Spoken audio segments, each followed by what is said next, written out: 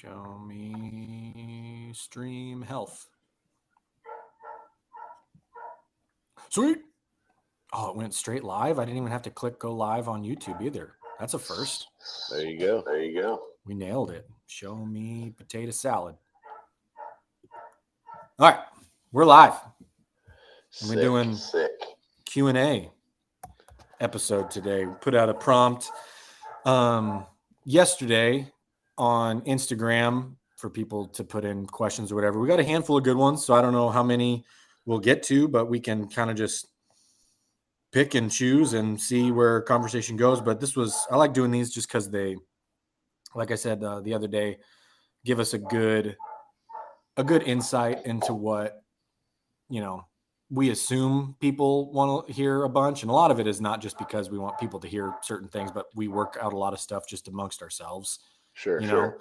But it is fun to hear, get input on some directional areas of conversation to kind of take things. Sometimes it's totally different directions than what we think. And so that can be a fun way to go about it too. So we have a few, I got texted a handful as well that weren't just via IG. So if you want to kick it off with one of the ones you got a few more than I did. We can just kind of alternate and go.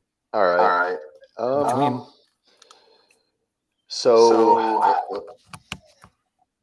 We'll start with an easy one, okay? And thank everyone that took the time to actually ask a question. Yeah. It's very, very cool. It's very helpful. Like Ross said, I don't want to sit here and talk about shit that only he and I care about. I mean, that solves a lot of the equation. But if this is going to be a podcast for public consumption, it's cool to know what people are wanting to hear. So for sure, we talked about some music stuff, and we talked about some of our passions of music. And I thought this was an easy, straightforward question for you. It says, I would like to ask Ross who he would rather get a guitar lesson from, Stevie Ray Vaughan or Eddie Van Halen.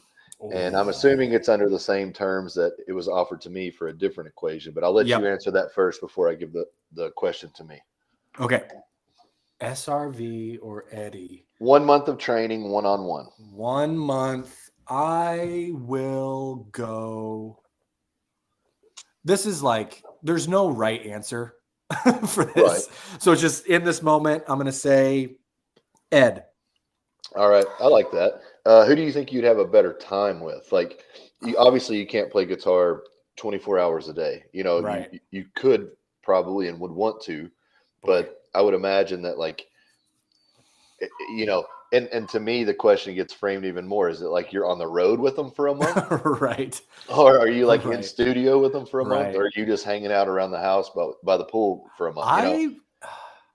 I might still pick Ed. Yeah. In that scenario, in studio setting with all his, because I mean that's a whole other level of communication and education. I mean, the learning how to play guitar is one thing, but from a literal engineering and music perspective, Ed was a genius there also.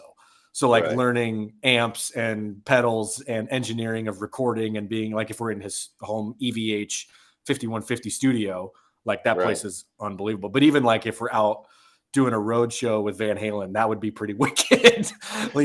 Totally different type of environment than the club scene that Stevie Ray would be playing, which would be fun also for different reasons. But it's a totally different environment for both of them. And in every instance, there's I feel like you'd be more, if you're hanging with Stevie, it's going to be way more of the, hey, I got two of us. We're going to just go hang out at this bar and shut the place down tonight, kind of a thing, that kind of a deal, or close a small little club down and we'll just sit around and play guitars. But then with Ed, you're hey, we're going to go play at MSG.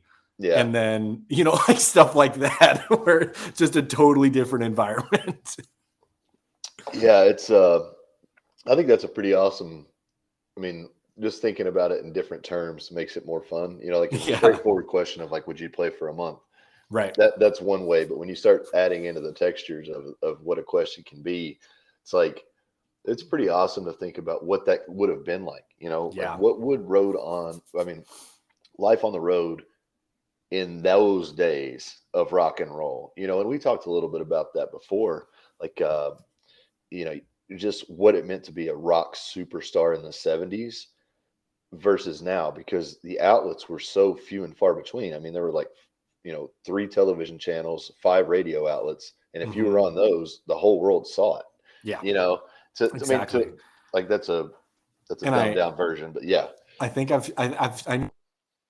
to you. I can't remember if it was on the show when we talked about Ed before, but like for perspective on how huge they were, like they were huge in the early 80s when Dave was there, but like their global kind of reach really peaked kind of in the late 80s, around 90, when Sammy was in the band. Van Hagar.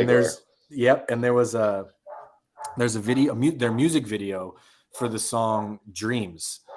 It starts as like all of these news broadcasts, and it's jumping between like 6 to 10 different news broadcasts talking about one day they decided they were going to just go start playing at the Whiskey A Go-Go, like the club on Sunset Strip that they used to play when they were nobodies. Right. Like, cause that was where everybody played on Sunset, was at the Whiskey and like all these other bars and stuff.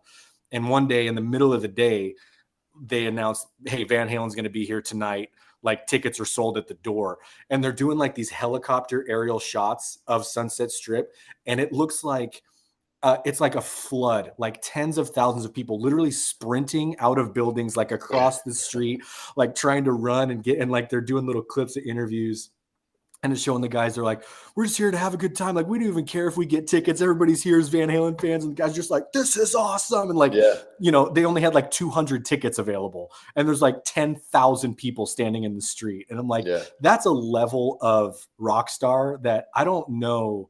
I mean, there's pop stars now that are kind of like crazy huge and stuff. But I think even then was even different than what it is now to some of those degrees. You know what I mean? Well, you think about a person like even Elvis, like what kind of draw and magnitude of draw that man had from Hollywood to music. I mean, it was just insane. And so I don't know. It's like, if you got to that level of stardom in that era, the Dollies, Kenny Rogers, that level of country stardom. I mean, and I'll just speak from my childhood.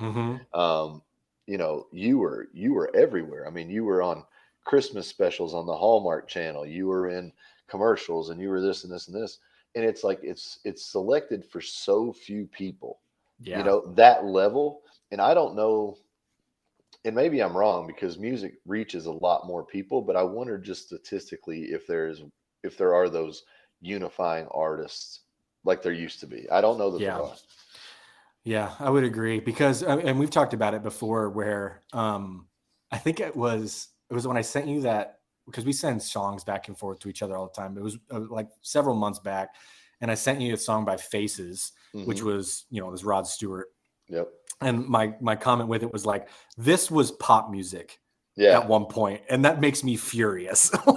Just because it's awesome, and that's not what pop music is anymore. No. Like, you think about what literally popular music throughout the 70s was what we consider classic rock. Yeah, for sure. That was what everybody was listening to. Yeah. And I'm like, that is just a bummer to me in this place now. But at the time, like, that was what everybody was cranking all that music all the time. That'd been so fun. Yeah.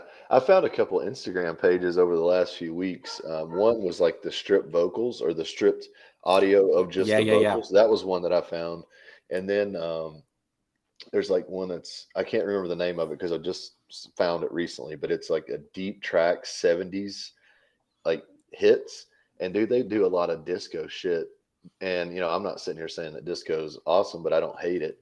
But man, some of the beats that were generated through that era, and like some of the sounds, and like, that's what I love about music. And that's actually what I like about disco, is the experimentation of it. Like, where can we take this? And at some point it breaks, the glass breaks at some point, but there were parts of it that were super cool. And this page just highlighted something that made me think how cool it was, I think I saw a video, it was like a sit down conversation between Grohl and Pharrell.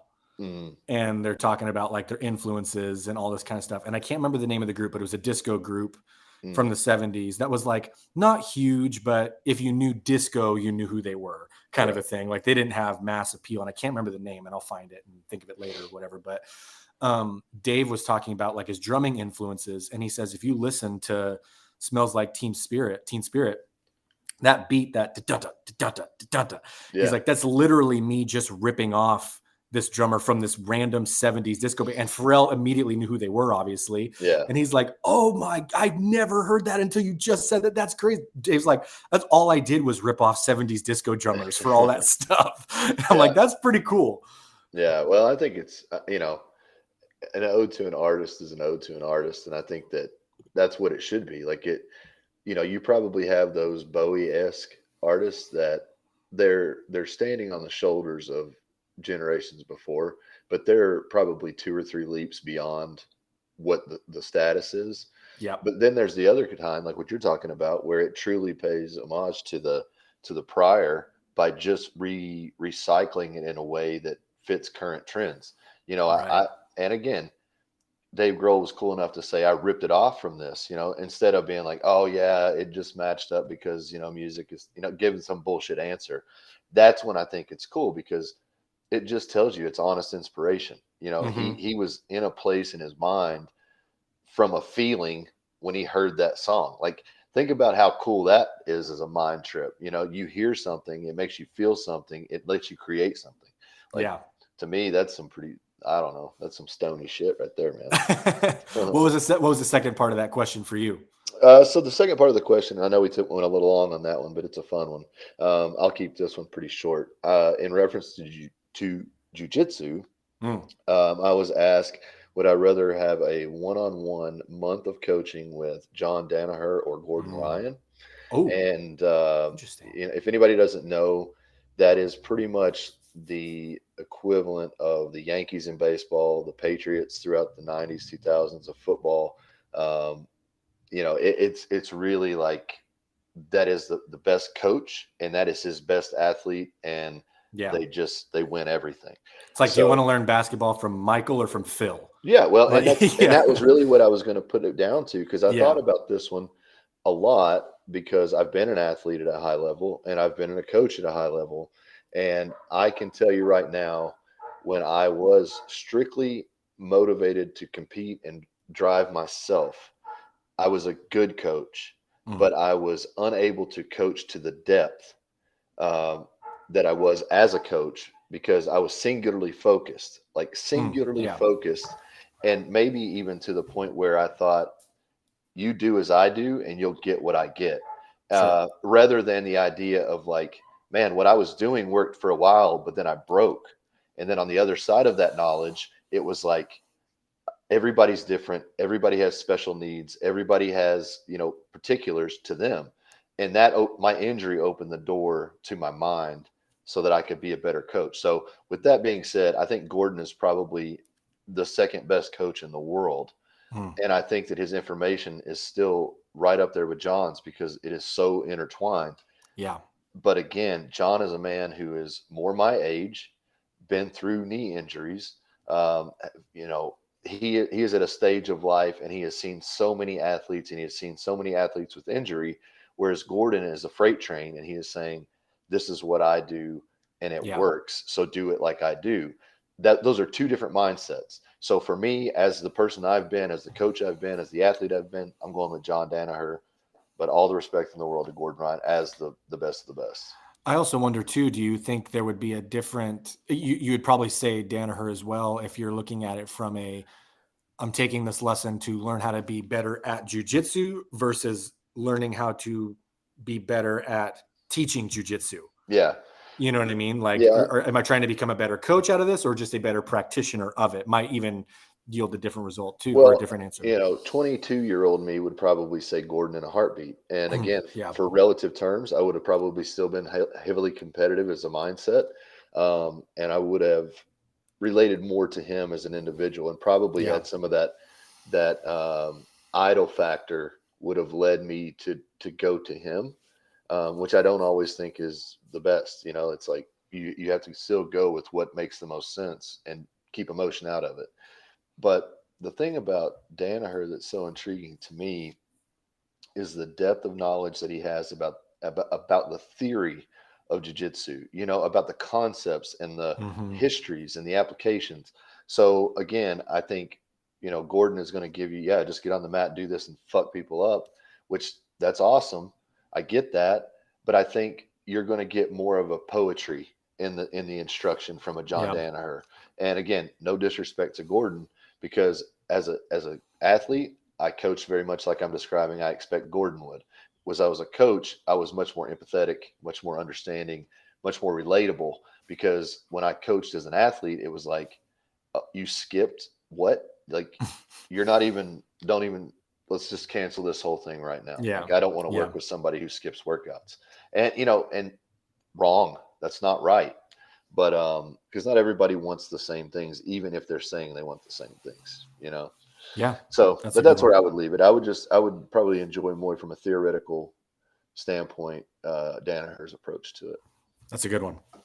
One that I got, and I'll let you take this one first, because I have to think about it for a second.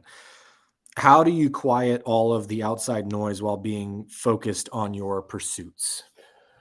Man, that would be. It's like I condole the advice, and it's hard for me to do it. And I think part of that is just how my brain operates. Like, I have a very hyperactive brain. Um, if you notice, probably in this segment or this forum here, I will intertwine 3 to 4 different layers of conversation into one, because I'm thinking about things Mm-hmm. in different ways. So for me, this is a real struggle. Like, it is a really hard task for me to quiet my mind for a singular aim, and I have a lot of peripheral aim from a singular thought. So my mind kind of blooms things, and it's weird. But I have found that things like jujitsu, and archery specifically, really do help me, at least momentarily, kind of, to quote the cliche, quiet the mind. Mm-hmm. But when someone is attacking you, you only have so much information to draw on, and you only have so many seconds to enact those thoughts and those movements. So for me, I can't be thinking about anything else. And you understand this too. Like, Yep. I don't care if you owe, they're coming to take your car and they're going to or they're going to foreclose on your house tomorrow. If you were on a mat wrestling, just the same as if somebody were to walk up and put a gun at your back and rob you, that same feeling comes over. Nothing else matters except that. Mm-hmm. And that is very much for archery too. Now, you can get distracted in archery, but if you were in that kind of mindset where you are focused on your draw, you're focused on your anchor, you're focused on your aim, and then you're focused on your release, it doesn't leave a lot of room to think about Johnny's soccer practice at 6 p.m. So I think those kinds of things are necessary for me, because I tend to think about those things beyond that. And then that kind of hushes some of the distractionary stuff. Mm-hmm. And it's weird, but like, I was talking about it maybe it was you and I, or maybe it was Logan and I, but talking about how people are just tuning out because they're over digesting all this stuff. And I think I get pulled into that stuff too, even things that Yeah. I don't care about. Mm-hmm. I get drawn into it and I think about it. So those things kind of pull me back to a point where nothing else matters but this right this moment. Getting a rear naked choke or a good tight arm bar, and think about anything else. It's very to the moment. And I think that just I think whichever direction my mind goes, it stays in for a while. So if I'm in that place where I have clarity and I have focus, the rest of my day tends to feel like that. Yeah. So That was that's what I why was going to ask, if that actually from that moment carries on after that moment's over. some days better than others, Yeah. and truly depending about around what's going on. That is, I think that's true of anyone. But for me, when I have a good day where I like leave exhausted, I'm soaking wet with sweat, I feel like I accomplished something on that front. Maybe I had a good roll or got one thing done that I'd never done before. Man, you're not going to burst that bubble all day. And it tends to be like the work rewards you. Keep going. So what can you do next? What can you do next? What can you do next? And not just to jujitsu, but everything else, because I saw a result in one thing. It's Mm-hmm. like, keep going.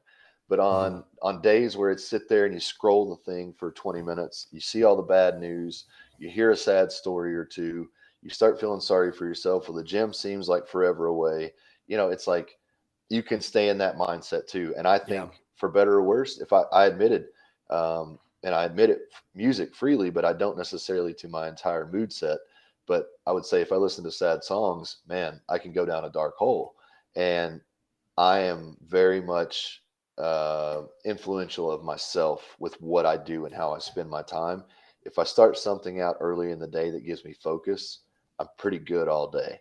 If I Yeah. give myself time to be a turd and sit on the couch, like, that's probably going to be more where I stay in that mode all day. So I like to get up and get going.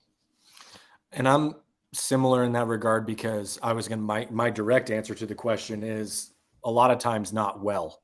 Like, Yeah. and how do I, how do we quiet the noise? And a lot of times I don't do it well at all. And it's, for the same reasons that you were saying, that direction of momentum goes very easily both ways. Hmm. If it's stacking with positive things, then I'm more likely, even then, I'm not even going to say I will be better for the rest of the day, but I'm more likely to Oh, continue absolutely. that pattern throughout the rest of the day than I would having started by just kind of being lazy and not getting around to things right away. And it's just the same. Like, I can say, if I have those days where I'm slow to start, and I'm kind of maybe dragging my feet a bit, and then I get caught up in reading like what's been going on, and that gets me going down these other, I'm just as likely to continue going down that road. But that doesn't mean I'm going to be stuck going that way all day long either. Right. So for me, like, a couple of the things, like archery, for the same as me, is definitely one of those ones, at least for a few minutes, I can, for the same reason, like, get rid of everything just to focus. And then from there, like, I know if I have the ability, I'm either going to continue this or I'm Hmm. going to go back and do the other thing. But I at least had this time Yeah. to kind of clear everything out. And sometimes and I'm not even going to say that this thing, any example I'm giving, works every time either. Like, Right. sometimes I'll go for a walk. I'll walk the dog, maybe get a couple of things done, and then I'll go shoot for 20 minutes or so. And then, like, the day doesn't go as well as I'd hope, but I at least had that chunk of time that I can hang my hat on for the day. Yeah. That felt good. But archery does that for me. Playing music does that for me. Like, if I can pick up a guitar even for just 10 minutes and noodle around on something, like, that's one of those things where I can totally, and I've done it. Like, I have my acoustic setup, but then I also have like my electric setup that I run through my computer and play with all my sounds. And that's a whole other thing. Like, if I can get started on that, I'll look at my clock on the top of the screen and be, all right, I got 20 minutes. Like, let's just go. And I start messing with sounds and messing with things. And it's like, oh, this sounds cool. Let's keep going down this. And all of a sudden it's been like an hour and 20 minutes. Yeah. And like, I didn't even realize. And like, I'm okay sometimes with that happens, unless it was like, I needed to actually get this done. I should have probably Right. stopped. But those times, some of those days, that's actually a very welcomed delay in other things, because I realized that those days I probably needed that hour to Yeah. kind of detach and go back into that than maybe I would have on other days. Well, to circle back to jujitsu, that's something I've found very recently. Um, on Tuesdays and Thursdays, we have morning class, Mhm. and we've got a really consistent group of guys. It's like 6, 7 people come usually, and everybody's in and around the same skill level, or we have strengths that apply and help the other in a way that they're weak, and they have strengths that help us in a way that we're weak. So we're a very complementary group of players. Mhm. And the thing about it is some of these guys work nights, so they can't make the night class. So the class wraps at 11. They'll give themselves another 45 minutes to an hour to just sit and drill. And an hour of focused drilling, like, really not like just trying to be the best in the world, like really understanding that you are a beginner and going at it from a very slow pace and putting the pieces where they go. A couple of weeks of that has given me so much more confidence. But it's like that hour that I was usually so glad the class was over, it was like, let's go, let's move on, has given me the preparation to be like, no, what's this other hour going to give me? And man, the second hour is where I really feel that, like, holy shit, like the stuff I was thinking mattered doesn't matter. The stuff that was like stressful doesn't feel stressful. And I think that is partly because one, you're reminded of how, how fragile we really are. But then two, I think you really do get the perspective of like, man, if I can do that, if I can sustain that, and I look at my life at 41 years and the shit I've been through, like, what is this little problem actually that's annoying me? And then you have to call on something like the Dan John method, the shark method. Never touch something twice. Never think about something twice if you can resolve it on the first time. And that is a hard place to be. But I see people that exist like that, like Tim Glover calls them closers. Like people that are just dialed in, and it's like it doesn't look like an asshole either. Like they're just so efficient, it looks amazing. Whereas some people like are the screaming bullhorn asshole trying to look like they're getting shit done. These people are just smooth. They're smooth operators, man. Like they just make decisions and go, make decisions and go. I admire that. I am not that kind of person. I tend to think, overthink, rethink, forget, and then reimagine. And but that's a gift and a curse too, right? I mean, some of the best things in my life have come from the way my mind operates, and some of my darkest days have come from the way my mind operates. So, I think that's just part of the human experience. Some highs for people aren't as high, and other lows aren't as low, but people have a spectrum. Yeah. You got another one? Yeah. Let me look here. Well, I got a light one. We can answer this one really, really quick. Yep. What are your tattoos? And, yeah. Well, I have one. Yeah. Only got one, and you can't see it through my sweatshirt, obviously, but it's on the inside of my bicep. And it is a cross in the back. In the front is the Jesus fish symbol. And then the words, the way, the truth, and life are across that, referencing the verse John 14:6, where Jesus tells his disciples, I am the way, the truth, and the life.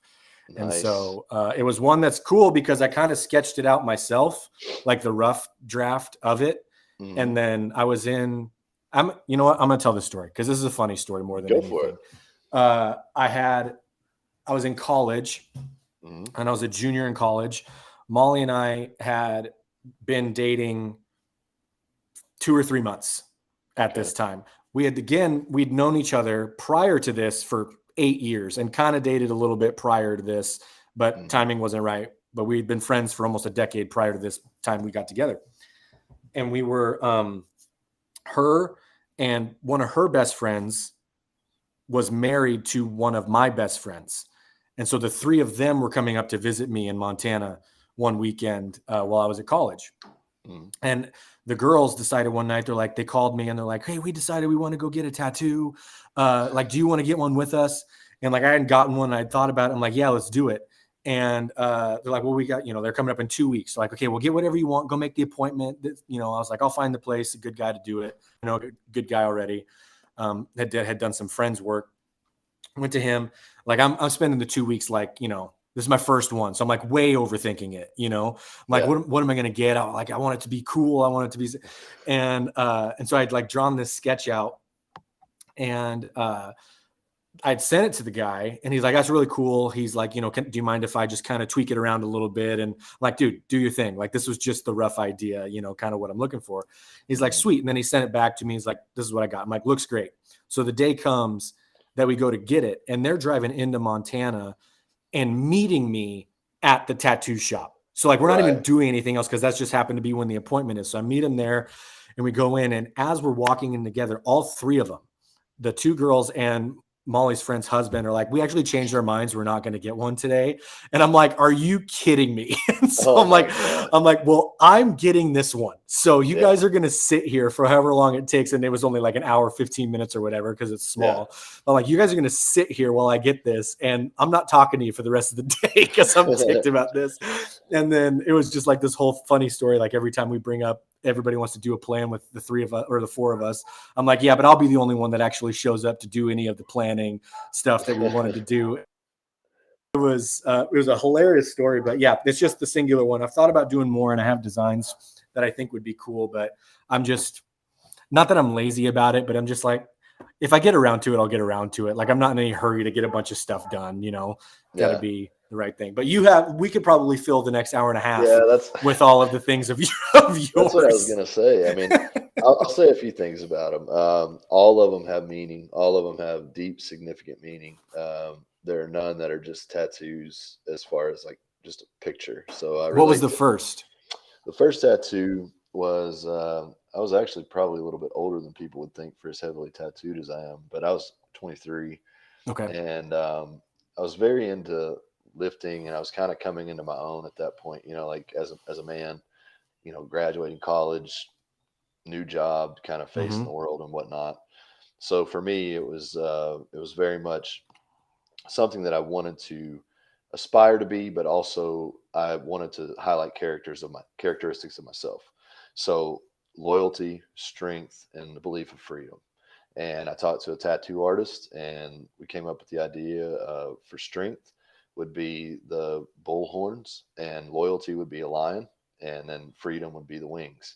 So it's just a creation of a lion's head. It's kind of it was on my shoulder. It was crested from the side, wrapped all the way around to the front, and met my trap. But the wings spread that far, and then the lion's head is kind of centralized in the middle. And it's not really like a bull's horns necessarily, more like a centaur horns. They kind of come out and curve a little bit. Yep. And then I actually went back and had that tattoo added to, just had kind of like a nice border ring put around it that flowed and tied up 3 or 4 other tattoos that I'd gotten at that point. I have a tattoo for Anthony Bourdain. That's one of my favorite tattoos. Matt Stassi did that out of Richmond, Kentucky. We designed a compass rose, and the North Star point is actually a chef's knife. And, that's cool. And the idea behind that was, I was a big fan of his Bourdain, but one of his biggest kind of mantras was like, follow your gut, life and food. You just follow your gut. So that chef's knife pointing north kind of becomes the follow your gut. I have Shakespeare on my throat, and this is probably one of the more misunderstood ones of mine, but I'll leave it as it is. I'm not going to tell why, but it says most offending soul alive. And it's very contrary to what it sounds like. It's actually, there's a lot of meaning to it. So, do you have one that is like your favorite or means the most? Man, it's not the one. It's not one. It's a series of things. My red roses are all for people that I've lost. Most significantly, I will tell this. This tattoo up here is done by the Hells Angels vice president, and it's got a big rose on the back of a skull, and it's got teeth of a beast. And that I got that tattoo kind of as a transition point for myself, as in, I didn't kill myself literally, but figuratively. I wanted something to mark, and that's why it's on my neck. It's a physical representation, reminder that I was killing the things about myself that had become so destructive. And for the most part, I've done a really good job at that. I'm human. I've made mistakes since, but the direction of my life, the trajectory of my life, and the outlook on my life has changed more than 180 degrees. I mean, it's so much further than who I was. And, I am proud of that tattoo. Believe it or not, a lot of people question, having a neck tattoo, but as stupid as it sounds, like there were days when I would see that thing and it would be the reminder of like, no, you're on a process now. You got that to bury the other, But my red roses all signify people that I've lost, and I've got some years that are dedicated to red roses. So those are the meaningful ones. Do you even have any room left for like without pushing into other ones? Like, do you have left for ones? Actually, I kind of liked. So my dad's stepdad, he was a tailor. And he was a cool dude. I think I talked about him before. He had thousands of jazz records, but he was really he was kind of like a Ripley's Believe It or Not guy. Like he was into the oddballs, the weirdos, the freaks kind of thing. And he always had these collection of Yakuza, Japanese mafia with their tattoos, and just had them in cool depictions around his shop. And they'd have magazines that he'd have laying around, and they'd open up to like different jailhouse tattoos. And then one of the books that I got was the Russian prison tattoos. So I didn't want like a hodgepodge of like 7, 8 tattoos. I wanted my entire suit to tell a story. So all my tattoos connect. I am covered from the neck to my midline, and then on my back is covered, and then I have legs from the knees down. And I'm not in a rush to fill myself out just to fill the space. If I have meaningful things, if I have beautiful things, or uh, positive things, most of my tattoos are tied to darkness and ugly dark shit from my life. There's some good ones in there too, but I made a promise to myself after this one that my tattoos were going, after the one on my neck, if you can't Mm-hmm. see this. Um, but after that, they were all going to be from beautiful, positive experiences. Mm. So, I carry a little bit of weight in this armor with those old memories. So the new memories, I'd like them to be a little lighter. Are you going to go higher up? Are you ever going to do face and head, or are you? Well, here's the technicality on that. My Shakespeare tattoo, uh, that runs around on my neck actually eased up to my cheek, so Mm. I have a little bit of a crest on my cheek. So I do officially have my face tatted, but I don't foresee it anymore. Yeah. I'd actually thought at one time about getting a skull cap, getting my entire head tattooed. That was different life, different time, different modus Yeah. operandi. But $100 bills tattooed on my head. Um, but that was I thought those look. I still think they look cool. I just, from a tattoo perspective, I like that style, and I especially appreciate if somebody can go to the head or the face and make it look cool, not just look like you got gibberish all over yourself. Mm. So for me, I was just more attracted to like, let's build a suit, and that came after having a few tattoos. Like I knew I wanted a sleeve, so that was like I learned the process of like shaping out an entire piece for a body part. And then it just became, okay, how can we connect this to the chest? How can we connect this to the arm, the back, the neck? So, I'm pretty well kitted out if I never get another one, but I've already got one planned. I've got a few more that I would probably, revert back to having planned them years ago with my brother, my buddy Silky. He's done a lot of my tattoos. Rob Gilkey out of Richmond, Kentucky. He and Matt worked in a shop together for years, and it actually burned down. It was Big Fish, and Matt's a Stillwater tattoo, and Rob's been bouncing around a little bit. But anybody that might be local or wanted to travel, I mean, it's a great spot. So Awesome. That was a good you're one. up. Yep.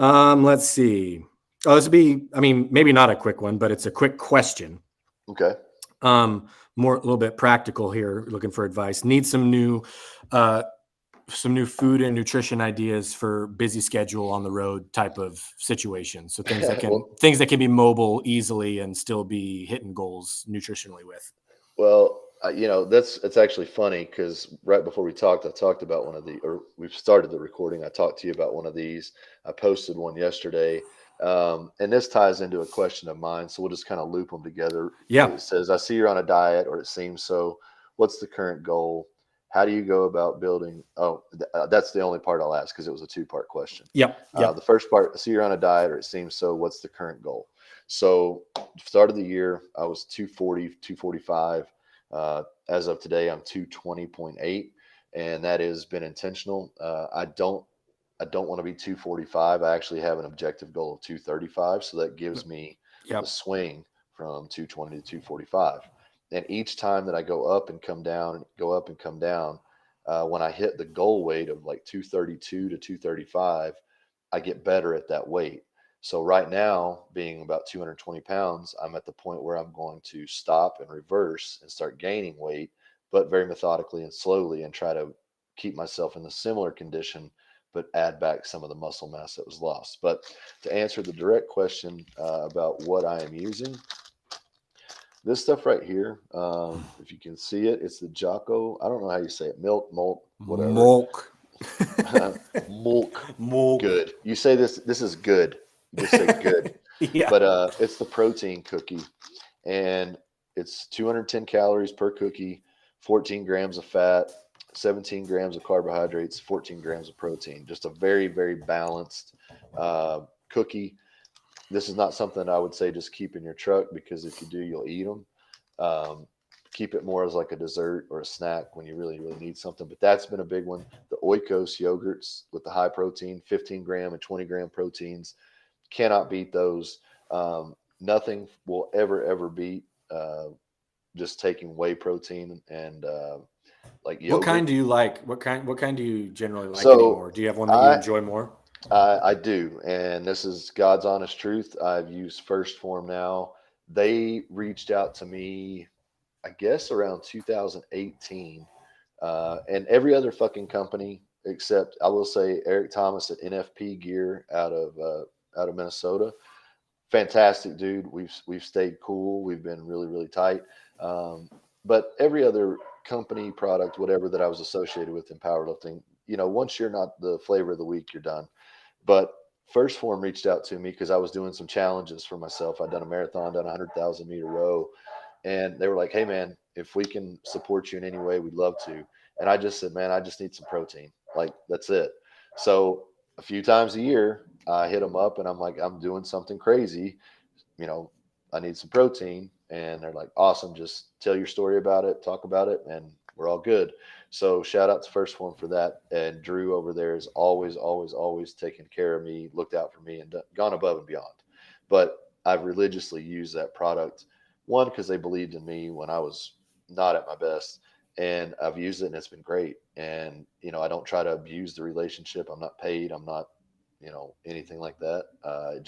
It worked out that we mutually beneficial, and it's been awesome. But I would highly recommend it versus other top line stuff that I've liked and has been really good. I don't think you will find, in a mass supplement market. Now, maybe some specialized protein or something like that, sure. But for a mass production protein, I think First Form is going to always fly in the highest flag. So, yeah. Do you still do like the collagen protein and coffee stuff too? Because that's usually an easy way to get some extra protein in. Yeah, I actually just got some more of that as well. I really like it. It's simple. It's effective.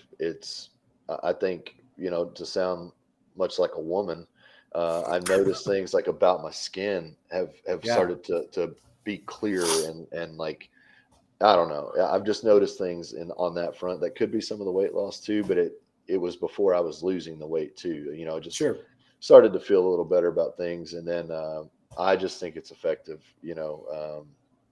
I really like that stuff. I think all those are especially helpful because I know, who asked is a buddy of mine, works essentially out of his truck all day. So it's not something where he obviously still does bring food, but having a situation where you've got to heat up a bunch of stuff throughout the day isn't super helpful because he literally, he's in farm culture. So he's in his truck 10 hours a day, hopping from field to field.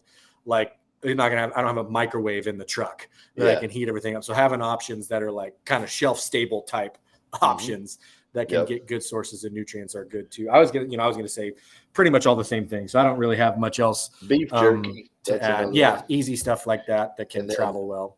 The one thing that I will tell you has saved my butt a lot, especially on this last go round of losing 20 pounds. I still try to enjoy myself. I still allow myself a few days a week to, have some beers, have some whiskey, eat some good food, like when you, I'm not trying to train for a perfect aesthetic, like for bodybuilding or something. I'm trying to train for a body that can do whatever the hell I ask it to, and with that, the byproduct is your body starts to transform and look better. And as it performs better, it will look better. And, so my goals aren't necessarily aesthetic. They're more performance based, but, I am very, very conscious of trying to maintain a visible health as long as I can too, because again, some people look like pictures of health and they're not, but I know what I'm putting into my body. I know what I'm ingesting as far as food. I have a good TRT program. I'm putting aloe vera on my skin. You know what I mean? Like, I'm doing all the essentials. Look at you. You're just a walking spa. Exactly. I'm trying to get on. I'm trying to get some kind of sponsorships in the health and beauty space. You know what I mean? Get In all the the men's health and beauty boxes of space. lotions and Puts the lotions in the yes, box. yes.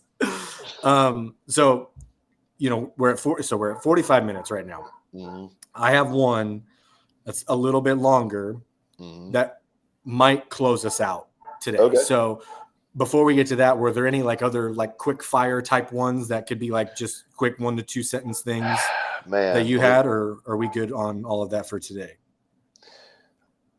You know, and we'll do more of these. This isn't the last Q&A we're ever going to do. I think there's a couple of them. I will say this. This is a difficult, complex question, but I will give you a very straightforward answer. And I think you can do the same too.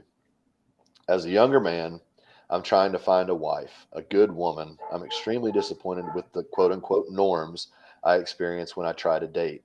How do you find a good woman in a constant state of hookup culture? Well, I would say this. Don't stick your dick in front of the one that you don't want to be with, and keep looking. And she's out there. That's as simple as I can make it. Yep. Don't make a mess of a situation that you have no investment in. And then beyond that, don't hurt people just because you can, and keep looking. And at the first sign of like knowing that it's off, move on. Don't invest more hooks in them. Don't get more hooks in you. I mean, you have to stand up for yourself. You know, they're out there. You'll find them. If you're a good person, good people are looking too. And I feel like I've never really had good dating advice because I have. You're fucking batting 1,000. You nailed it, dude. 1,000. You probably ought to give relationship advice, bro. Closer. The thing I would say, having seen kind of what he's talking about, with a lot of friends that are in similar positions, like it's kind of just discouraging. Yeah. What you're looking for doesn't hang around the scenes that hookup culture is hanging around in. So trying to partake in it and then find something that doesn't belong there anyways is like kind of I mean, you might get lucky, but the chances of you finding the person Woodstock. Exactly. You might find the woman of your dreams there, but by the parameters he was setting out, I assume he's just talking about somebody with a certain standard for sex. Not going to be around a lot of those places that you would consider hookup culture, right? Maybe try some different avenues of, but so that can be a pretty short one too. Super simple. So this one that might take us a little bit of time to flesh out here, or it might not. Could go pretty quickly too. But we have a mutual acquaintance, I guess, through Instagram, Hunter Holbrook. Yep. And I don't know if he messaged you this, but it was kind of a cool message to get. He found out recently that he's expecting a child, his first. And so it was kind of like a general first time dad advice kind of question, but I'll word it how he wrote it. I'll read it how he wrote it out. Recently found out I'll be a father come November. It's a little bit of ways away still. So I'm still actively building myself to who I want to be. So this is a curveball, but a very welcome curveball. Mainly, I need advice on all of this. But the one question in my mind is, how can I give my child love and care on a high level while continuing to instill strength in them? And then, in other words, how can I make them resilient people without the same trauma that presented my resiliency? Yeah. So there's several different kind of avenues to approach this if we're going to tackle every little angle of it. And I'll give you a minute because I thought of, kind of in this first section of it, talking about, how can I give my child love and care on a high level? And, and what's cool is me and you are at different levels, stages of being dads, right? Like yours is more grown, teenager, like more. My oldest is almost 4. So like we're way different stages, and you've already done a lot of this. But we can expand on this. my like probably only single piece of advice for like how can I instill or give my child like love, right? Just like be there. You know, like it, especially in these times like right now, because they're not going to know any different, you know, like being around and being, you know, being present's kind of, it all means the same thing, but like that's how young kids interpret what a lot of times love means, right? It's like, hey, yo, pops is around. That's a lot what that means. And then like, you know, as they get older, you start teaching things as they begin to conceptualize lessons and do that kind of stuff. But I mean, you can spin off of that because I'm curious, like how at 15 or 16, however old your boy is now, like how he would then interpret, like, how do I know my dad loves me as my dad? You know, Well, it's a bunch of different, could be a bunch of different things. I mean, I wish I could give you a real happy answer for myself. You know, I spent years away from my son, and you know, I lived a few hours away. I made tons of effort to see him, but the damage, and I don't, and look, my heart is beating through my chest even thinking about this stuff. You know, like, um, you know, it's such a precious thing, a child, and my world somewhat blew apart shortly after he was born. Like, could not have imagined a more perfect child, honestly, and loved him so much. And then when I lost my job and my family fell apart and I started pursuing powerlifting, you know, it was like the way I reconcile it within myself is I kept telling myself, I'm doing all this for him. For I'm him. doing all this for Yep. him.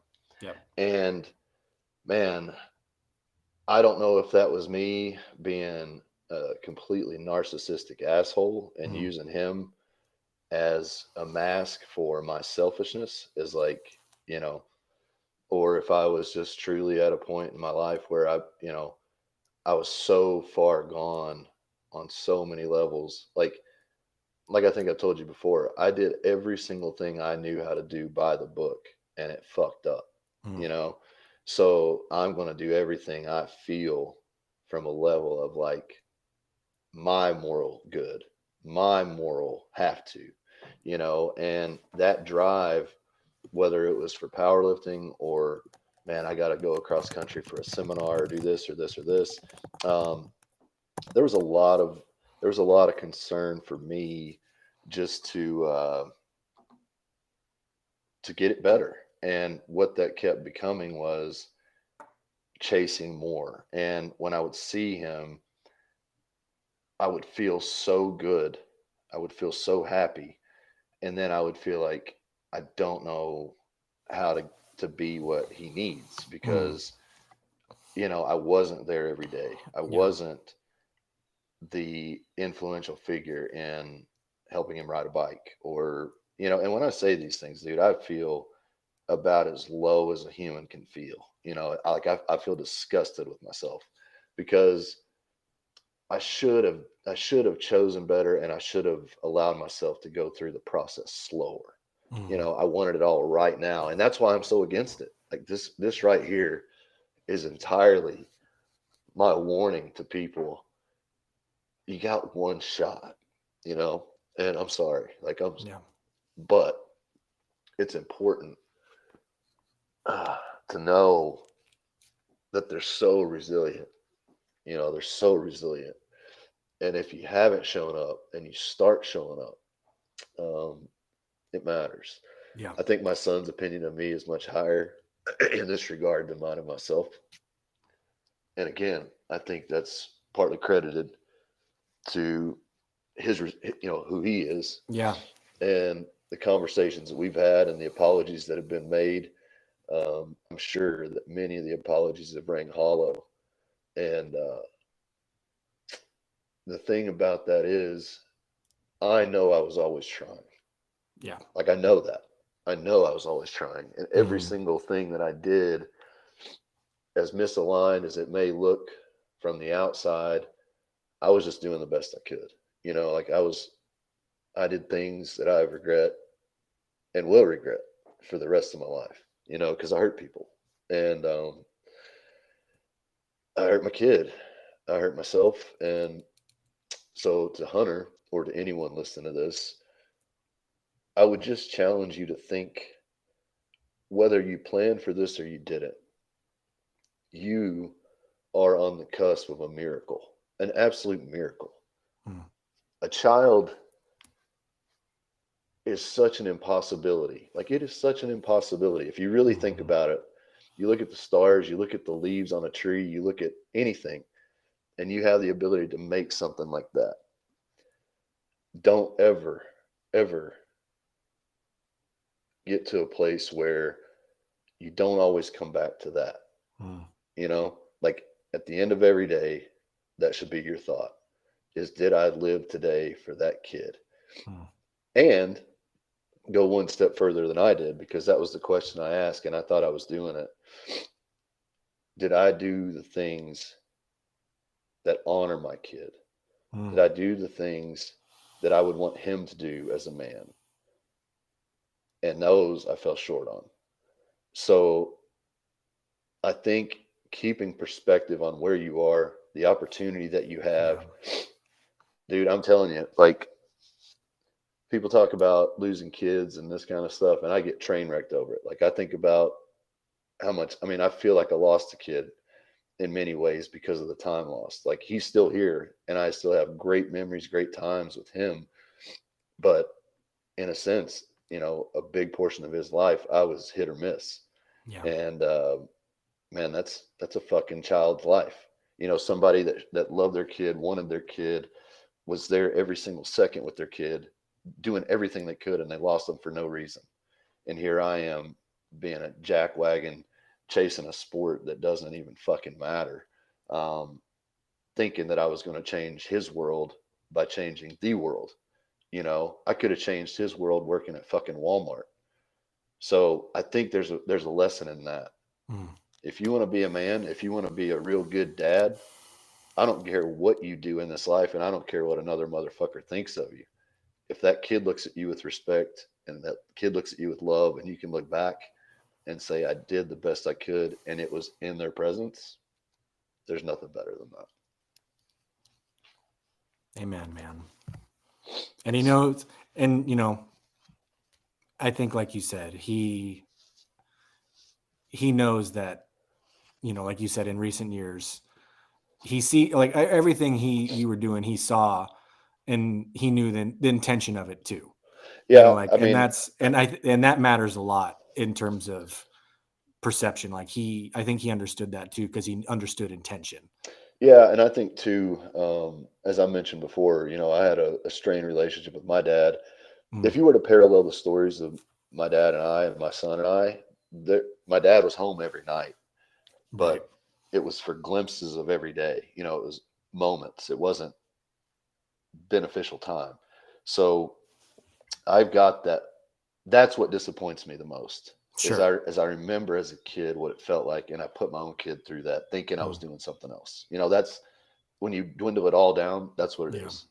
So, but I just remember, like, I don't even know what I said. I got off track, but as of now, I think our relationship, like any parent of a 16-year-old would tell you, if they're honest, your relationship could be better. I think ours is leaps and bounds and miles. And, if you could put a point of healing on a relationship, I would say we're very, very far into that process. Do I think he's forgotten anything? No. Do I think he should? No. Are there conversations we'll still have to have? Absolutely. But he's man enough to ask him. I'm man enough to answer him. Yeah. And that's a point that I've tried to get to, because it took me and my dad 25 years to get to that point. Yeah. So if I can get there at 16 with my kid with a similar experience as my dad, maybe I picked up 8 years on my old man. Yeah. And that's to his credit. That's to my dad's credit, because he showed me and helped me.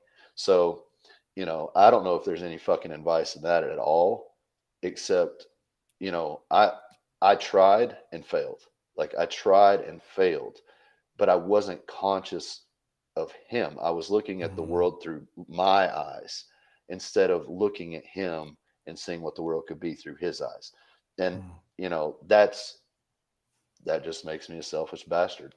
And, you know, that's who I was. So again, that's part of the tattoo. Was being the key word. Yeah, well, and that's the thing. That's part of the tattoo on my neck. That's part of, you know, putting myself above anything else. Like, this life is a lot bigger than me.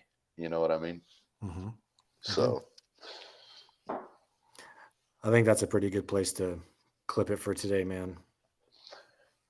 We're going to do probably another one of these fairly soon, because I know we wanted to kind of do a bigger, a longer Q&A, maybe get into some more stuff. And, you know, leave it to us to plan a Q&A thing and ask for questions 19 hours before we decide to go live with it. So if that's the case, we'll probably plan a little bit farther out for the next one, so there's more time to accumulate some thoughts and let people have a chance to see the post that says, hey, drop your questions. Yeah. But I'm glad we got the ones that we did. That went some good and helpful places for us as well. Yeah. You know what I mean?